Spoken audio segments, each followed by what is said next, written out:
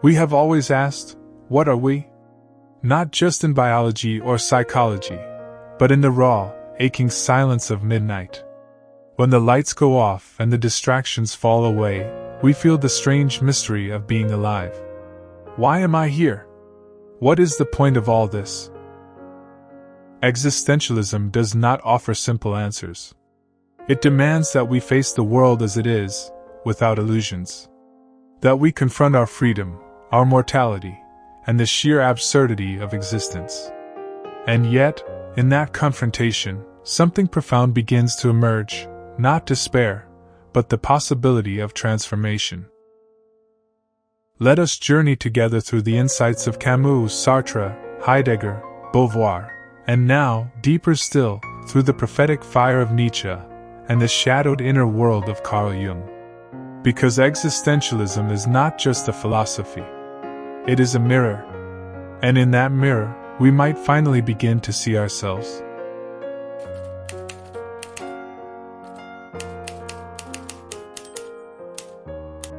By subscribing to this channel, you will be helping in spreading the existential gospel as preached by those who understood life better and deeper than we do. No one understands everything, we all learn from each other.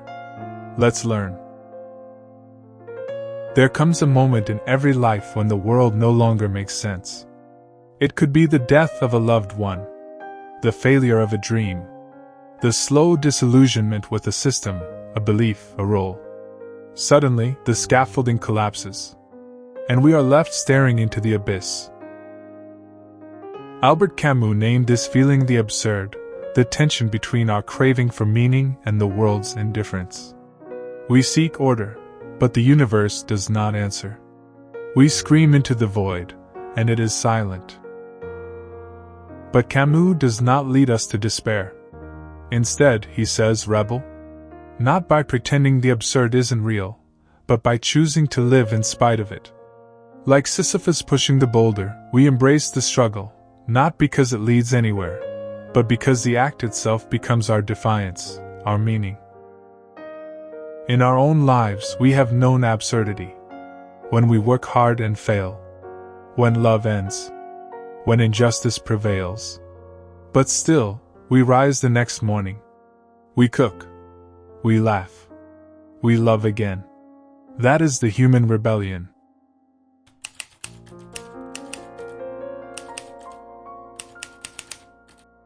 Few thinkers have shaken the foundations of Western thought like Friedrich Nietzsche. He declared, "God is dead." But this was no triumph. It was a warning. Nietzsche saw that modernity, science, secularism, democracy, had eroded the old sources of absolute meaning. Without God, without eternal truth, we are unanchored. The danger, Nietzsche warned, is that we would fall into nihilism, the belief that nothing matters. But he did not leave us there. He offered us the challenge of the Übermensch, the overman. Not a superior race, but a superior spirit. One who creates values rather than inherits them. One who dances on the edge of chaos and says yes to life, not in spite of suffering, but because of it. We see this spirit in the artist who breaks tradition to find their voice. In an activist who resists injustice without appeal to authority. In each of us, when we rise from trauma and refuse to let bitterness define us. Nietzsche called for a revaluation of all values. And that revolution starts with us. With the courage to live without crutches. To become the authors of our own lives.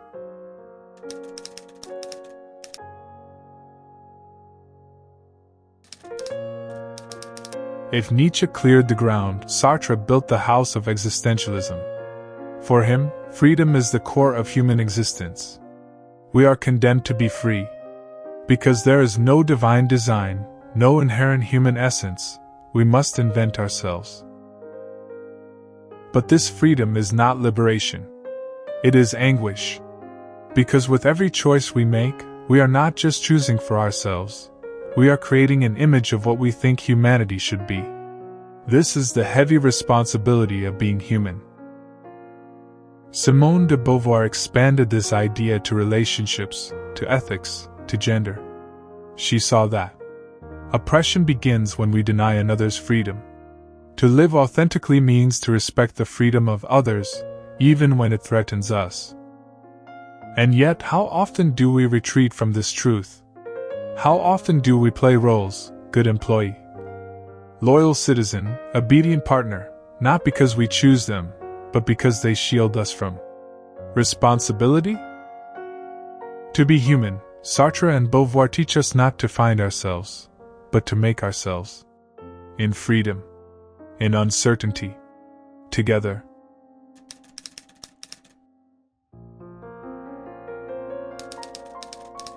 Martin Heidegger took us even deeper into the question of being.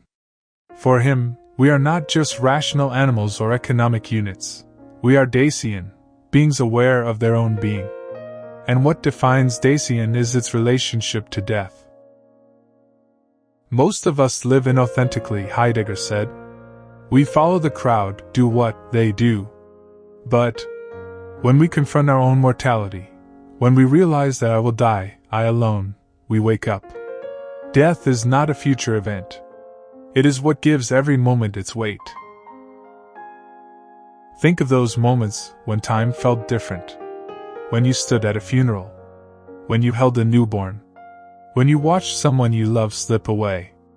In those moments, time deepens. Life becomes real.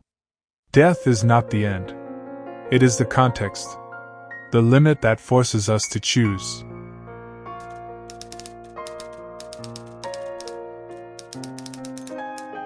But not all confrontation is outward. Some of it must be inward. And here Carl Jung joins our journey. Jung was not a traditional existentialist, but he shared its deepest concern. How to become whole. He believed that modern people are fragmented, cut off from their own depths. He introduced the idea of the shadow, the parts of ourselves we reject, fear, or deny. Our rage, our envy, our weakness. We push these parts into the unconscious, but they do not disappear. They leak out, in anxiety, in addiction, in projection onto others. To live authentically, Jung said, we must face our shadow. Not to be ruled by it, but to integrate it. Because in the shadow lies energy, creativity, power. Jung also spoke of individuation, the lifelong process of becoming who we truly are. Not who society wants. Not who we pretend to be. But the full, complex, evolving self. We live this process when we step away from inherited identities and ask, what is truly mine? When we listen to dreams. When we embrace contradictions. When we stop chasing perfection and begin becoming whole.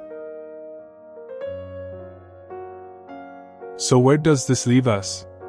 After Camus' absurd, Nietzsche's void, Sartre's freedom, Heidegger's death, and Jung's shadow, how do we live? Not by finding meaning, but by creating it. Camus said, one must imagine Sisyphus happy. Why? Because meaning is not out there. It is here, in the struggle, in the choice, in the rebellion against despair. Nietzsche said, become who you are. And this is not a destination, but a journey. A continual self-overcoming. Sartre said, man is nothing else but what he makes of himself. And so each act, each word, each relationship, is a brushstroke in the painting of our soul. Jung told us to embrace the whole self. To listen to the whispers in the dark and find gold in the depths. And in our own lives, we know this is true. We have faced despair, and continued. We have made hard choices, and grown. We have suffered, and still loved again. That is existentialism. Not an answer, but a call. To live without guarantees. To carry the burden of freedom. To look death in the eye. To face our shadow. And still, to choose life. We are not alone in this. Though we are each responsible for our own life, we walk this path together. We are mirrors for each other, witnesses, companions in the absurd. Let us not pretend life is easy. Let us not escape into distraction or ideology. Let us meet existence head-on, with courage, with honesty, with creativity. Because we are here. And that is a miracle. Let us carry this weight, not with despair, but with dignity. Let us become, not perfect, not pure, but real. Together, in freedom, in darkness, in the light we make with our own hands. Let us exist. In the end, existentialism does not hand us answers. It hands us a mirror and asks if we're ready to look.